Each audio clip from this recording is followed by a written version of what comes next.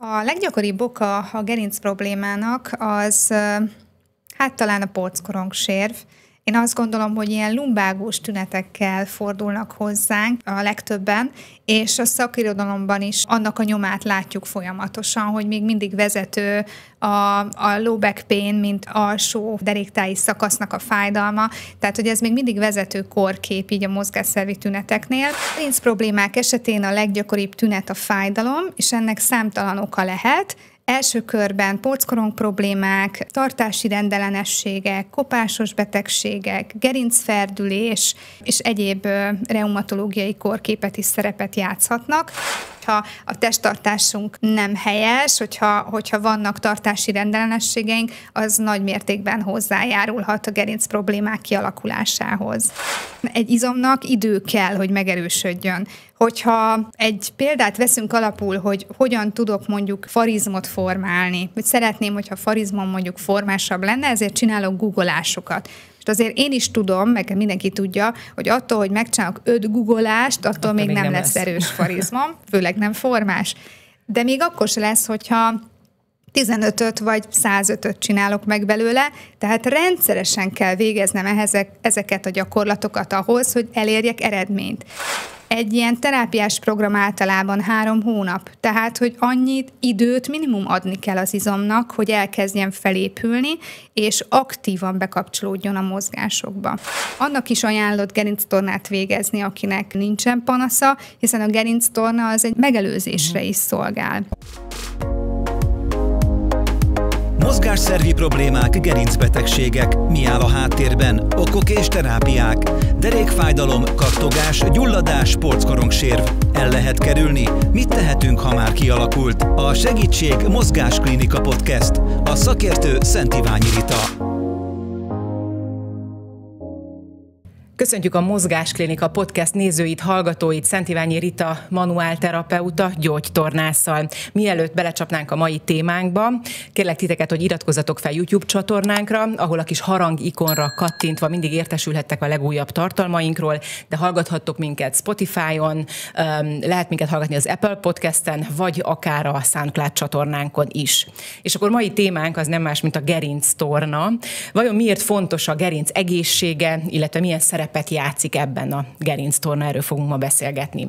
Induljunk onnan, hogy milyen gyakori okai vannak, vagy mik a leggyakoribb okai a gerinc problémáknak. Köszöntök én is mindenkit.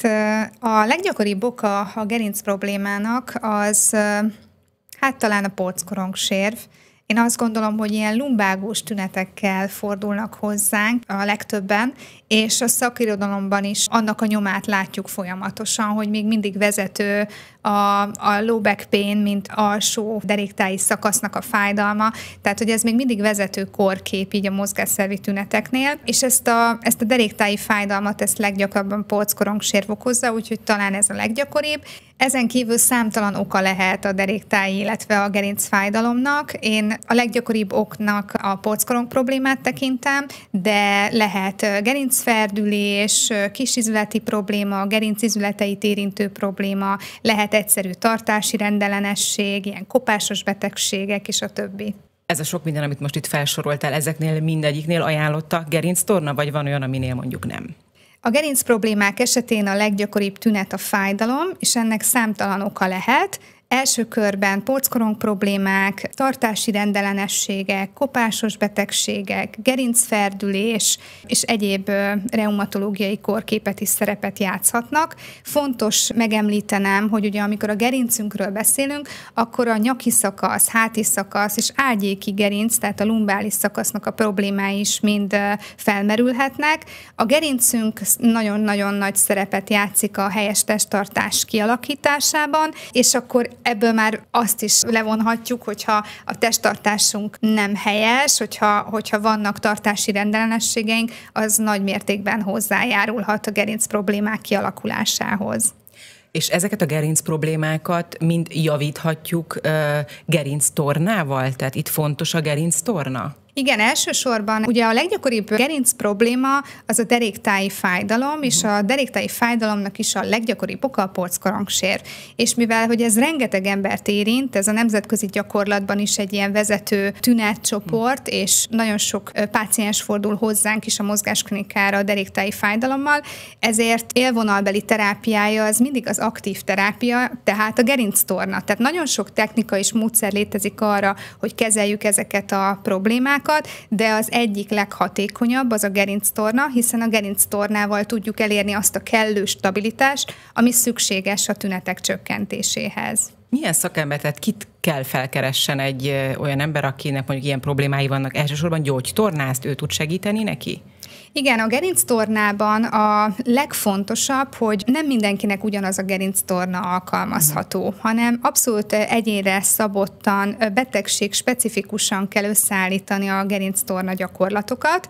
Itt fontos figyelembe venni, hogy milyen tünetekkel jelentkezik a páciens, megvizsgáljuk és látjuk, hogy milyen a testtartása, vannak-e mozgásbeszűkülései, vannak-e különböző olyan mozgásszervi társproblémái, társbetegségei, amik már eredeztethetők ebből a gerinctáji panaszból, mint például csípőfájdalom, tértfájdalom, vagy akár a vállfájdalom is. Szóval nagyon fontos az alapos vizsgálat, a tartásvizsgálat, és fontos, hogy leteszteljük, hogy milyen erősek azok a gerinc környékén futó izmok, vannak-e olyan rövidülések, amik befolyásolják ugye a gerincnek a mozgását, és hogyha megvagyunk ezekkel a tesztekkel, akkor már kicsit direktebben a gerincet is vizsgáljuk, a csígolya mozgásokat is külön elemezzük, ehhez már ilyen manuálterápiás vizsgáló módszerek alkalmasak, és amennyiben ilyen alaposan analizáltuk a gerincnek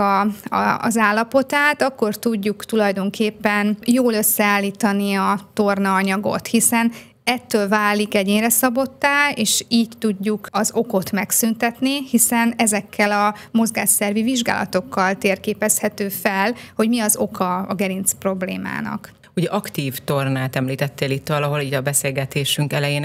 Ez mit akar, hogy a gerinctorna az egy aktív torna?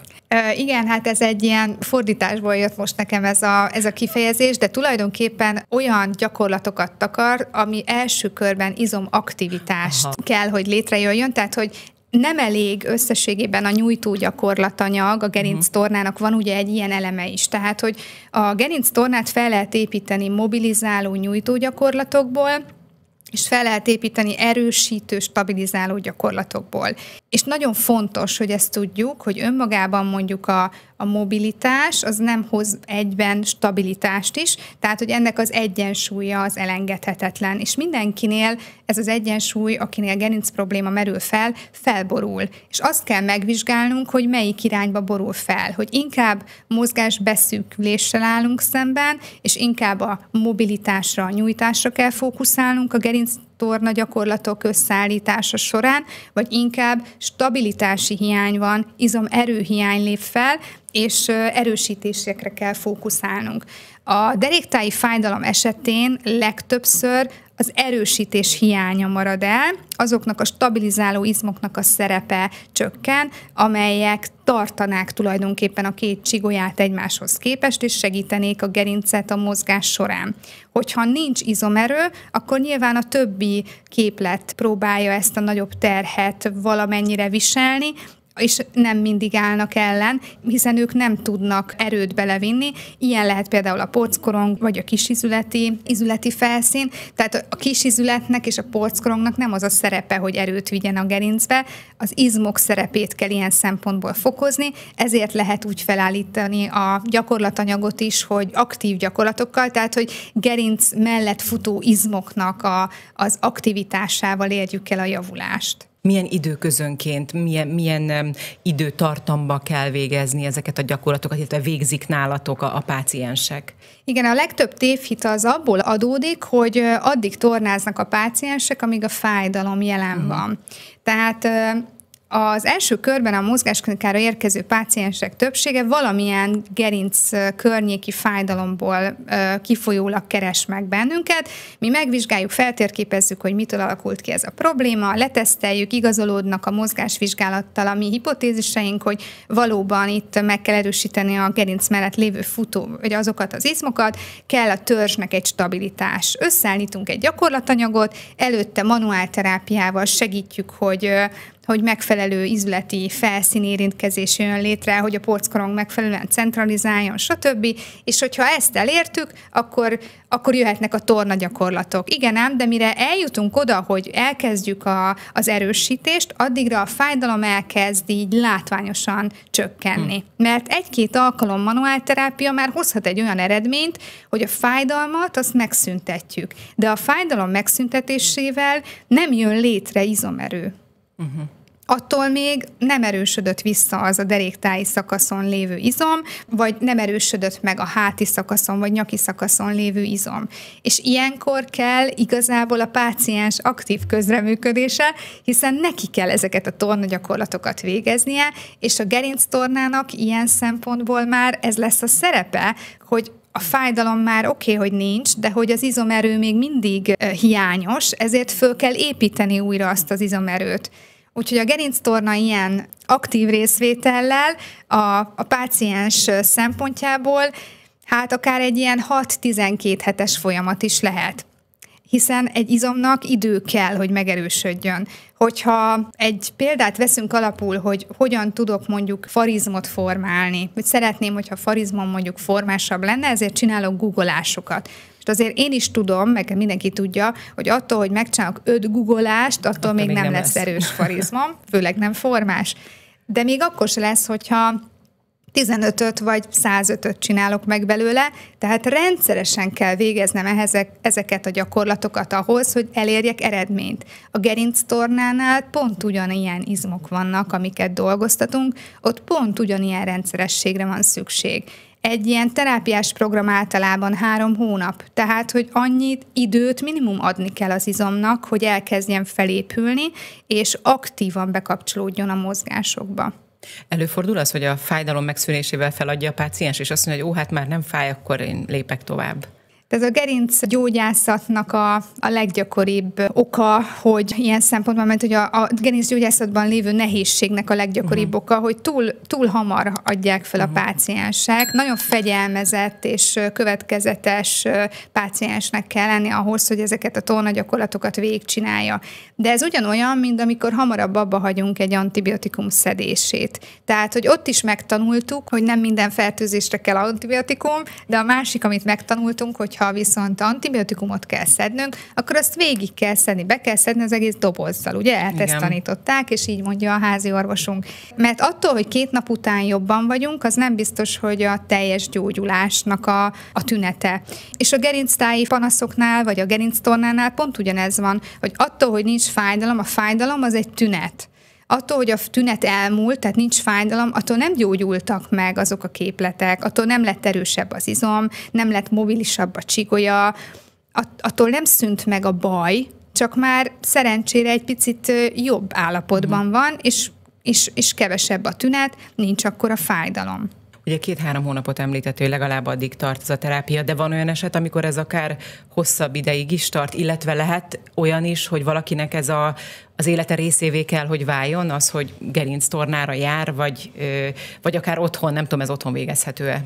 Hát én mindenkit biztatnék arra, hogy hosszú távon végezzünk olyan gyakorlatokat, amik erősítik a gerincünk mellett futó izmokat, tehát a csigolyák mellett futó izmokat. Én mindenkit tényleg arra biztatok, hogy a gerincünk egészségével törődjünk, ugyanúgy, mint ahogy törődünk abszolút az egészségünkkel. Tehát figyelünk arra, hogy mossunk fogat rendszeresen, hogy ne legyenek fogászati problémáink, ugyanígy figyeljünk arra, hogy rendszeresen mozogjunk, végezzünk olyan testtartás korrigáló gyakorlatanyagot, amivel a helyes testtartás, a helyes gerinc mozgást próbáljuk meg elérni, mert ez hosszú távon segít számunkra. Annak is ajánlott gerinctornát végezni, akinek nincsen panasza, hiszen a gerinctorna az egy megelőzésre is szolgál. És ezt nem úgy kell elképzelni, hogy akkor lefekszek a hátamra, vagy 4 kézláb helyzetbe állok, és akkor emelgetem kezem, lába, hanem nagyon sok olyan gerinctorna gyakorlat van, ami könnyen beépíthető egy általános testmozgásba, egy általános edzésbe. Tehát, hogyha eleve sportolunk valamit például, vagy eleve rendszeresen végzünk testmozgásokat, legyen akár jóga, pilates, edzőtermi torna, vagy csak elmegyünk futni, és utána csinálunk pár gyakorlatot, ezek mind nagyon jók, és tökéletesen alkalmasak arra, hogy azokat a gerinctorna gyakorlati elemeket beépítsük. És akkor nem kell külön egy egész órát erre szánni, hogy ez ne legyen terhes a páciens számára. Ugye ez a felhasználó barát, tehát hogy pont az a célunk, hogy olyan apró, hétköznapi technikákkal és praktikákkal is segítsük a pácienseket, amikkel ez hosszú távon fenntartható folyamat. Az nem fenntartható hosszú távon, hogy naponta 1 órát kell tornáznom. Ez egyszerűen nem fenntartható. Főleg nem, hogyha én csak a gerincemre végzem ezeket a gyakorlatokat, mert akkor mi lesz a lábammal, meg a karommal? Ott is beépítünk másfajta programokat, ugyanígy ezt is beépíthetjük másfajta testmozgásba. Úgyhogy arra biztatok mindenkit, hogy hosszú távon végezzék ezeket a gyakorlatokat, építsék be a napi rutinba, a hétköznapokban is figyeljenek a helyes testtartásra, hiszen a legjobb megoldás mindig az, hogyha megelőzzük a bajt, és a helyes testtartás tökéletesen alkalmas arra, hogy megelőzzük a gerinc problémák kialakulását. Tehát a gyakoriságát tekintve mondjuk az ilyen gyakorlatoknak mondhatjuk azt, hogy egyéni, tehát hogy mindenkinél, nyilván ha valaki nem beteg, tehát hogyha most itt a prevenciót nézzük. Hogyha a prevenciót nézzük, akkor szerintem az a legjobb, hogyha hetente 2-3 alkalommal végzünk olyan testmozgást, amiben beépíthetők a gerinctorna gyakorlatok. Szerintem ez a legegészségesebb és a legkönnyebben kivitelezhető. Amennyiben betegségről van szó, és mozgásszerű fájdalom miatt kell gerinctorna gyakorlatokat végezni, akkor meg mindenképp egy mozgásprogramban kell gondolkodnunk, egy terápiás programban kell részt vennünk, azt egy szakember kell, hogy irányítsa, és ő majd látni fogja, hogy mikor értük el azt az állapotot, amikor ezek a gyakorlatok már elhanyagolhatók, vagy lecserélhetők egy másik mozgásanyagra. Tehát ott mindenképp a szakember segítségét kell kérni. Vannak ehhez esetleg speciális eszközök a torna gyakorlatok végzéséhez, a gerinctorna végzéséhez?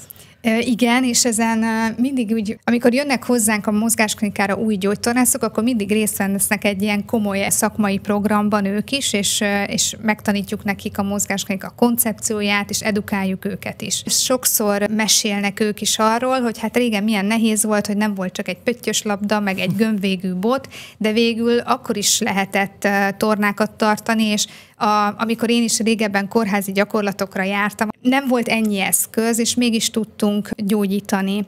Tudtunk olyan tornagyakorlatanyagot felépíteni, amivel segítettünk a páciensnek. Most már nagyon nagy könnyebbség, hogy vannak ilyen funkcionális tréninghez is alkalmazható eszközök.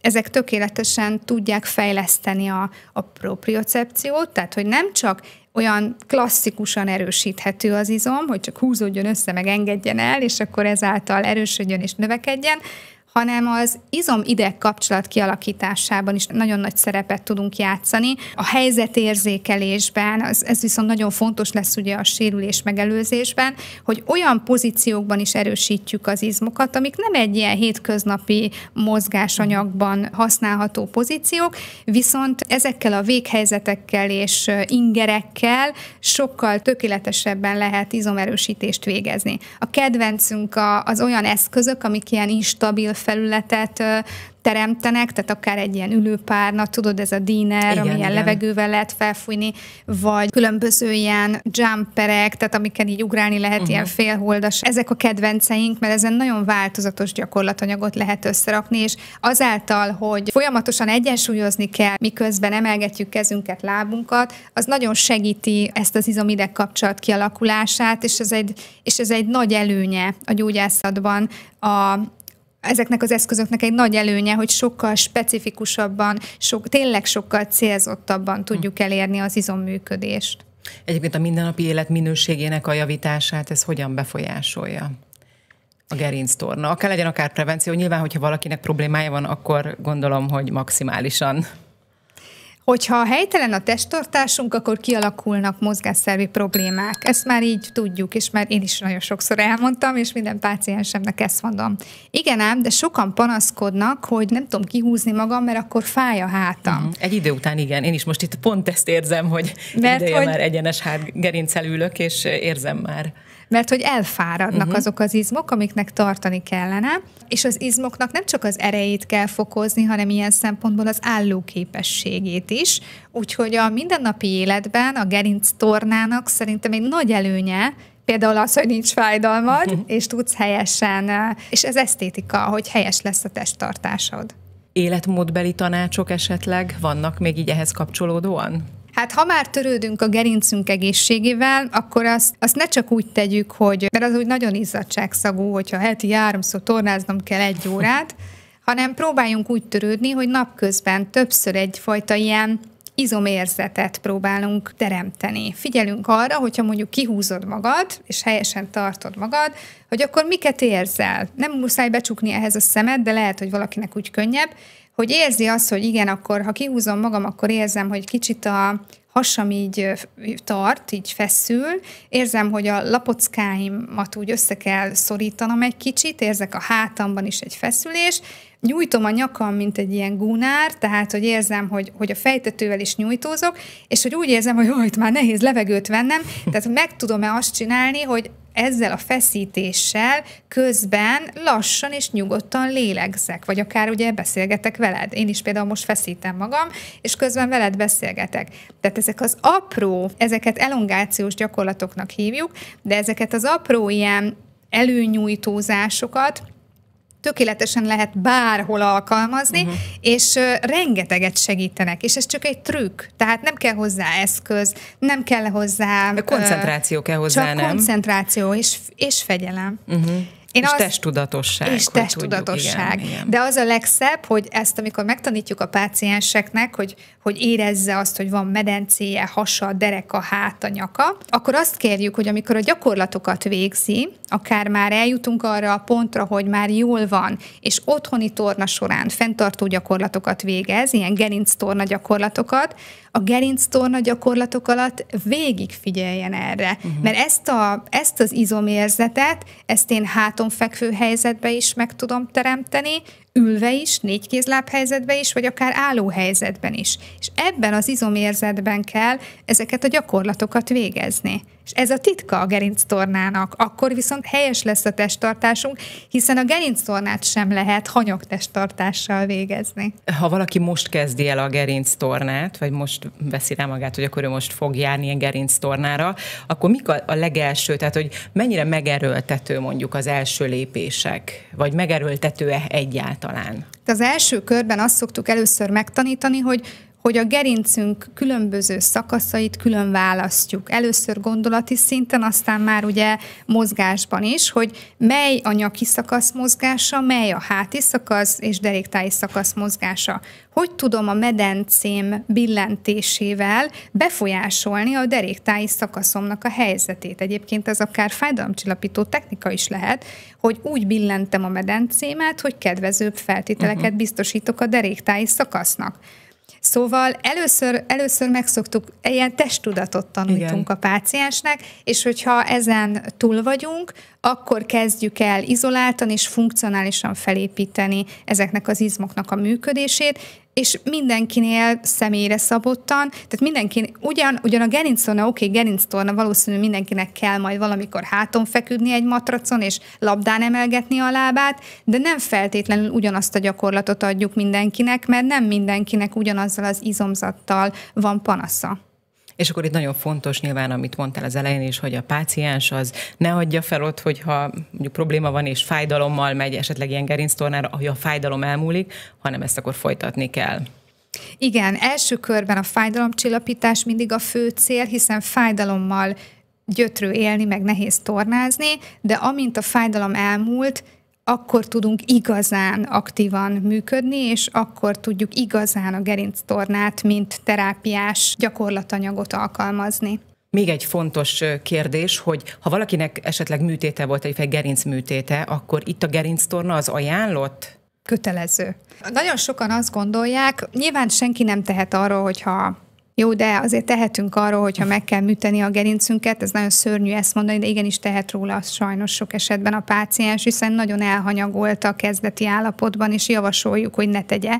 Azért hanyagolják el például műtét előtt a páciensek, tehát hogyha mondjuk arról van szó, hogy műtétre kerül a sor, hogy milyen folyamat zajlott le az alatt, addig az ideig, azt tapasztaljuk, hogy szakaszosan vett részt csak különböző terápiákban, kereste az útját, és igazából lehet, hogy nem talált megfelelő szakembert, de az is lehet, hogy nem volt elég fegyelmezett, mert ez nagyon nehéz a beteg számára. Tehát nagyon nehéz megfelelő. Én ezt meg is értem, és meg is bocsájtom nekik ilyen szempontból, hogy nagyon nehéz olyan fegyelmezettnek lenni, hogy rendszeresen eljárjunk terápiákra.